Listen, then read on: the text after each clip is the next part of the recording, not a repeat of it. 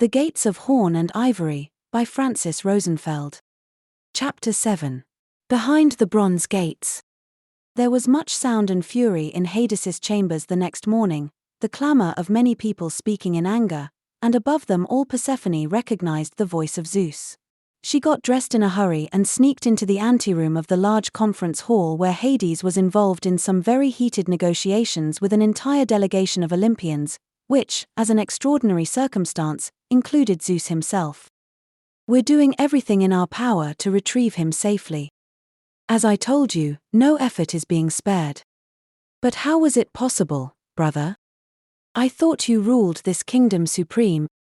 Just command your minions to deliver him at the gates. If the Hecatonchires were commandable, you wouldn't need to keep them in Tartarus. They're trained to some degree," Hades replied, "but definitely don't exhibit the level of obedience you seem to expect.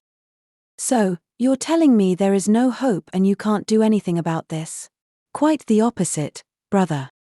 I just told you every effort is being made." "Yeah. That means you can't do anything about it. I'm so disappointed in you, Hades. I entrusted you with the fate of one of our finest, and now he's lost in Tartarus with no expectations of rescue." Well, mighty Ares negotiated his way out of Tartarus before. Hades didn't miss the opportunity to push a dart into the giant balloon of godly wrath which kept inflating under his eyes, still bitter about the disrespect the god of war had shown him by trespassing into his domain without asking for his permission. He had vowed that slight wouldn't remain without a response, and the opportunity had just presented itself.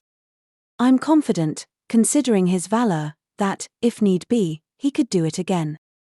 "I can only hope that is not your working strategy," Zeus retorted, appalled, growing tenser by the minute.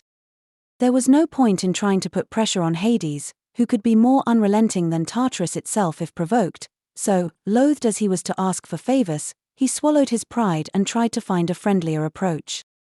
"Of course not," Hades appeased him. "Search parties are combing the pits in all directions as we speak. Don't worry, we'll find him." "But how do you even lose a god in Tartarus, Hades?" Zeus couldn't relent. "How is that possible? Weren't the two of you together when it happened? Well, you know Typhon, his playful. He thought it would be funny and by the time he grabbed him, it was too late for any of us to react. I'm so sorry, I take full responsibility for this. For all the good it does me. I don't need your responsibility. I need Ares. There's a war threatening in Troy as we speak, the Achaeans are champing at the bit for battle. Aphrodite snubbed my wife and stole Paris's devotion from her, and Hera won't let me have any peace until I show the Trojans who's boss.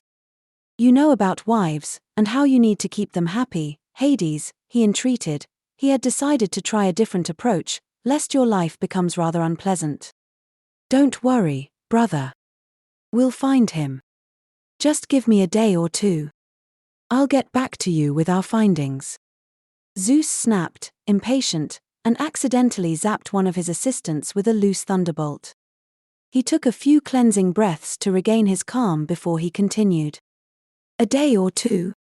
Will he even remember who he is after 2 days in Tartarus? We're all going to find out, aren't we?" Hades thought, containing his smile under an appropriately concerned demeanor. "Have faith, brother, and take strength in the knowledge my nephew is courageous and strong. The monsters of Tartarus are nothing to him. Sisyphus is there, a testimony of his mighty will and command. We're all family here." If Ares was glib about Hades' prison, it wouldn't hurt for him to be reacquainted with all the hard lifers he had helped put in there, with or without good cause, all of whom had not forgotten they owed him literally the worst fate in the world.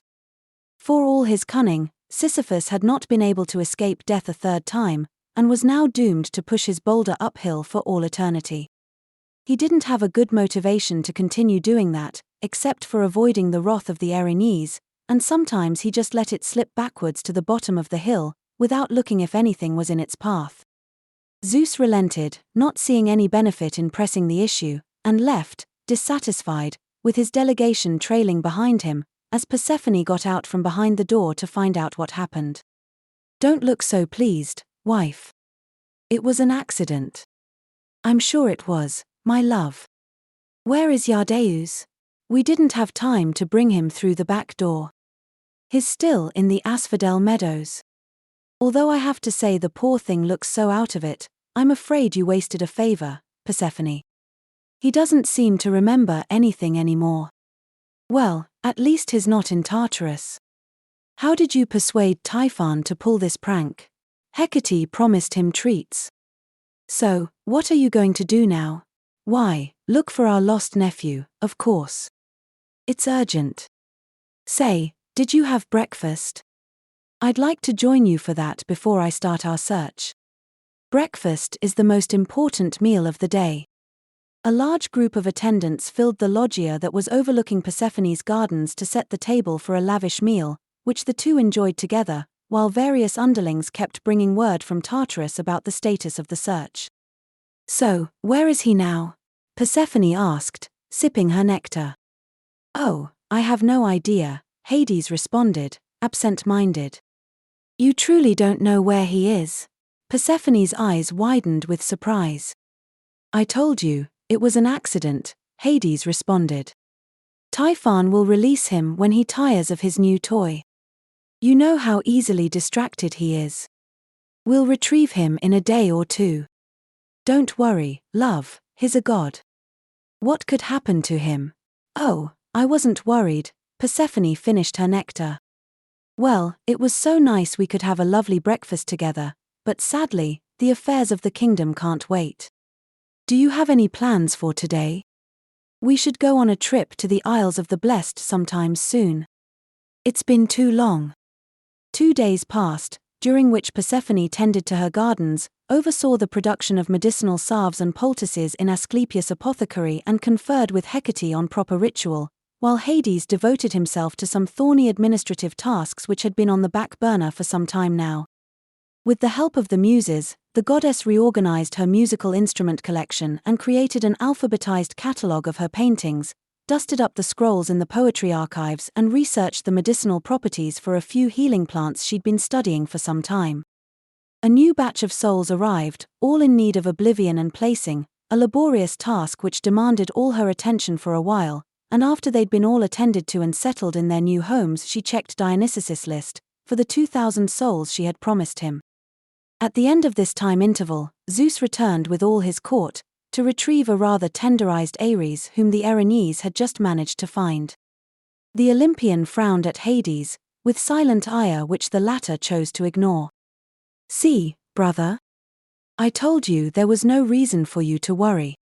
There, safe and sound, and enriched by the unique experience. You know, Tartarus is off limits for anyone other than those who run it. Not many beings, god or mortal, get to just visit. Usually when someone ends up there, it's meant to be more of a permanent accommodation. Zeus glossed over the veiled threat, relieved the god of war had been found, Hera would finally give him some peace, and the affairs of the mortal world could continue as planned. Persephone glared quietly, watching him leave with Ares in tow, cheered on by a group of faithful. Don't pout, wife, Hades turned to Persephone. If I know our Ares, he won't be able to help himself from accidentally wandering into Tartarus again, and next time he will be a lot harder to find. It's a big place, people don't appreciate that enough. Where are you going? He asked. I promised Hecate an afternoon out, just us girls, to chat and laugh and exchange recipes for salves. Would you send her my regards? Hades asked, smiling. I'll make sure to relay your best wishes. Truth is Hecate had sent word from one of Persephone's mortal charges, who was adamant the goddess of the dead should meet her at the Gate of Shades and refused to leave until the latter agreed to see her. The request was very short notice, and Persephone didn't have time to change, so she negotiated her way across the marshes with great care, jumping from boulder to boulder with the agility of a mountain goat, careful not to smear her sandals in the mucky swamp. She wrapped her dark hood around her body, so it covered her face and hair, very careful to keep out of the sight of the restless dead who roamed the banks of the Acheron and Hecatonchires dark forest, and rushed with the lightness and speed of a ghost until she reached the edges of the river Styx. These sorts of meetings were strongly discouraged, because they always involved the currying of favors and got some immortal or another's undergarments up in a bunch, but Persephone couldn't refuse her mentor, especially not after her invaluable help. Charon, the keeper of secrets, was waiting for her at the water's edge to cross her over to the land of the living. He bowed to his mistress, without question, and brought her safely across the Styx, where a young woman was waiting.